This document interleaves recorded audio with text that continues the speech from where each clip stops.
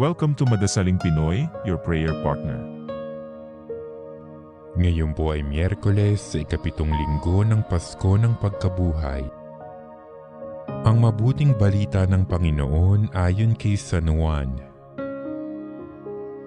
Noong panahong iyon, si Jesus ay tumingala sa langit, nanalangin at ang wika, Amang banal, ingatan mo sila sa pamamagitan ng kapangyarihan ng iyong pangalan.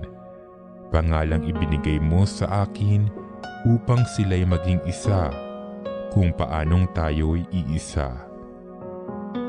Habang kasama nila ako, iningatan ko sila sa pamamagitan ng kapangyarihan ng iyong pangalang ibinigay mo sa akin.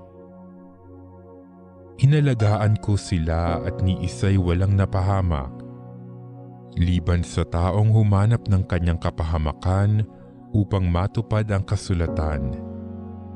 Ngunit ngayon, ako'y papunta na sa iyo at sinasabi ko ito habang ako'y nasa sanlibutan upang mapuspos sila ng aking kagalakan. Naibigay ko na sa kanila ang iyong salita at kinapuotan sila ng sanlibutan, sapagkat hindi na sila makasanlibutan, tulad kong hindi makasanlibutan. Hindi ko idinadalangin alisin mo sila sa sanlibutan, kundi iligtas mo sila sa masama. Hindi sila makasanlibutan, tulad kong hindi makasanlibutan. Italaga mo sila sa pamamagitan ng katotohanan. Ang salita mo'y katotohanan. Kung paanong sinugo mo ako sa sanlibutan, gayon din naman, sinusugo ko sila sa sanlibutan.